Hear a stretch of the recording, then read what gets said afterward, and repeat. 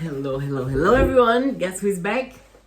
I'm back. It took a while for myself to, come here and speak again. It's given the complicated situation we have around the world. I have been feeling quite overwhelmed about these attacks.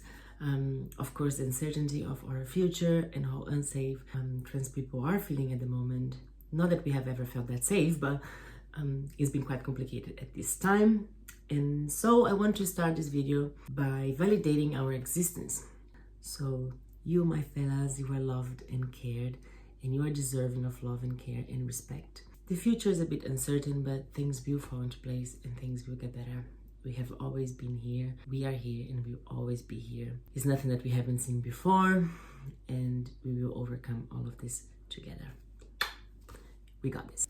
About the video of today, the theme that I chosen for our next Becoming Diana is gender dysphoria. Well, it is a heavy theme, but with that, I think that we can go through other points and also show how important gender affirming care is. I'm going to use my own experiences to show how I have coped with it throughout the years or not coped, and how gender affirming care had saved my life. For you out there that doesn't know what gender dysphoria is a mismatch between one's assigned gender at birth and one's gender identity. I'm gonna use myself as an example. I was born a very cute little boy, but soon enough I realized that I was not that cute little boy, but I was a cute little girl. And so throughout the years I have suffered quite a lot of gender dysphoria because I didn't get gender affirming treatment early enough, and so I struggled quite a lot throughout the years, and I'm going to share a little bit of this. This video can sound a little bit of too an oversharing, but I believe that throughout my experience I can make people understand what it means to have gender dysphoria, and also help other trans people to feel seen and have their experience keeping hydrated, and helping other trans people to validate their experiences and seek for help. I understand myself as a trans person since a very early age. I was around 7 or 8 years old when I already understood that I didn't fit that gender that was assigned at birth. I think one of the first signs or issues caused by that is that I felt an outsider as a kid. I didn't fit the boys, and I didn't fit also the girls, because the girls wanted to hang out with the other girls and I didn't match with them. Of course I had girlfriends and I had boyfriends, but that feeling was growing inside of me. It has caused me to feel, it led me to feel excluded, and it led to isolation as a kid. It's also given by the lack of understanding and knowledge of my parents at the time. It happens with a lot of us that our parents are not very aware of it. I think it's very important for us to remember that gender affirming care is really necessary, and it's unfortunate that many of us didn't get it in time, that we still had to go through this experience. But it's really important that we share with people out there so they can have the opportunity, other trans kids, to be protected and not have to go through all this dysphoria and distress. Well, in my teenagerhood, I believe that's when it got really highlighted. That's when I really had a big issue with gender dysphoria. It happens to many of us. When gender dysphoria is left untreated, it can lead to anxiety, depression, and it's life-threatening. I developed, it takes me a lot of strength to share that. When I was 15 years old, I struggled a lot to see my body changes with my hormones and how mismatched I felt with my body, and so I developed an eating disorder that almost took my life.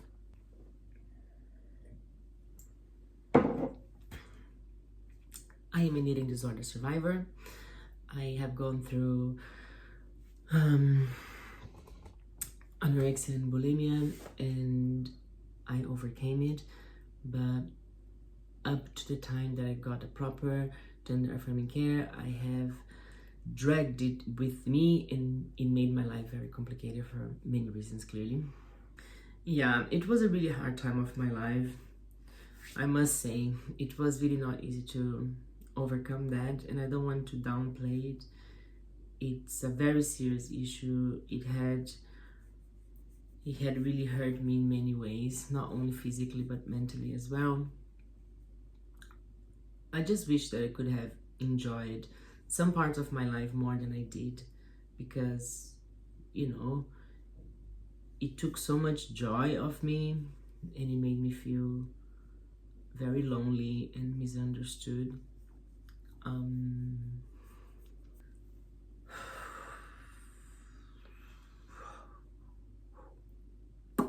That goes with saying that gender affirming care is really important. We can choose to dive into the sad part of it, or we can choose to take these experiences to empower ourselves.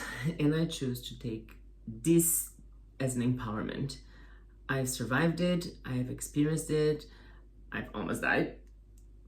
Yes, but I didn't. I'm here. And so I use it to do all I can to prevent other people, whoever I can, to not have to go through the same that I've been through. So that's how I choose to look at it. Soon enough into therapy, I understood better what was causing all these issues. A trans person without gender affirming care, they are in survival mode. I was in survival mode for many years in my life, and after having gender affirming care, I started living.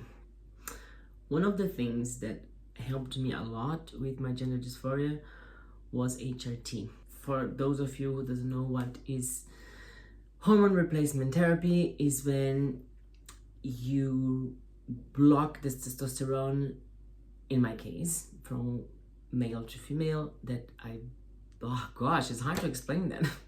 I feel like I'm a doctor now.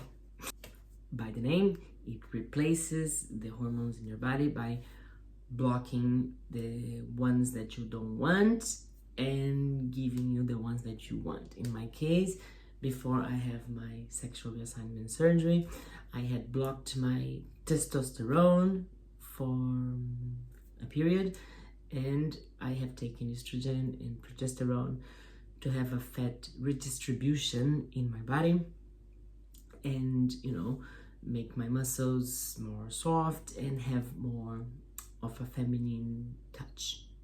It worked, I guess, because I didn't have any plastic surgery. Not that I would not have, but I didn't have. I think I'm quite happy with it. There is also some makeup, but it's okay, it's not too much. Anyway, big advice, don't do it by yourself. You have to be with a doctor that can check, prescribe you the right amount. Doing hormone replacement therapy independently can be very dangerous for your health. It's really important that it's not made by yourself. It is so dangerous. It can have so many side effects that can make things much worse than they are at the moment. So if it's made responsibly, it can really improve your lifestyle. But if it's taken irresponsibly, it can make things really much harder. Take care. I would like to dive a little bit in one of the strongest memories that I have about gender dysphoria. You know, there is the continuous dysphoric feeling about your body, this mismatch between how I see myself and the gender assigned, but there is also some moments that I fell into a spiral that I would call a dysphoric episode or a momentum. For me, it was really hard when I needed to get dressed to go somewhere, and I couldn't feel comfortable with anything that I would wear. I'm not talking about this doesn't fit me. I'm talking about like I could not get ready.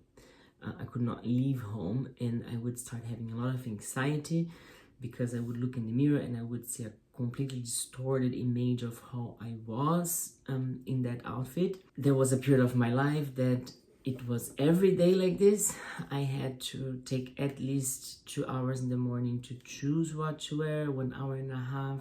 And at times I had to cancel my whole planning because I could not leave home. I think what I want to say, sharing all these personal parts of me and sharing all that I've been through, is first of all to validate the issues that other trans people are going through their journeys, and to say that it gets better, and I'm a living proof that it gets better. Of course, we don't know each other and it's just by a video, but I assure you that life is worth living, and if you take the responsible steps and you take care of yourself throughout this journey, the future is bright.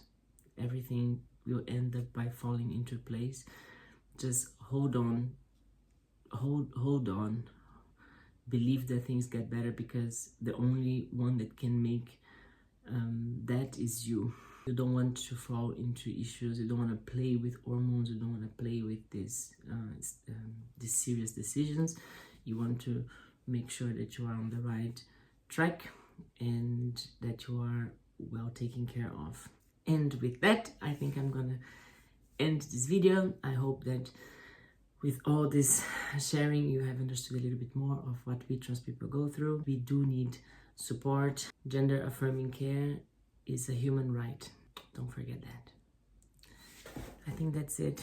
Thank you so much for watching, and don't forget to like and subscribe. And remember that even though things now can sound a little bit complicated, life will get better. We just have to hold on and support each other, and remember that we are all humans, and the up and downs of life is what makes it worth living. Listen to your trans friend. We know things. And I see you in the next one.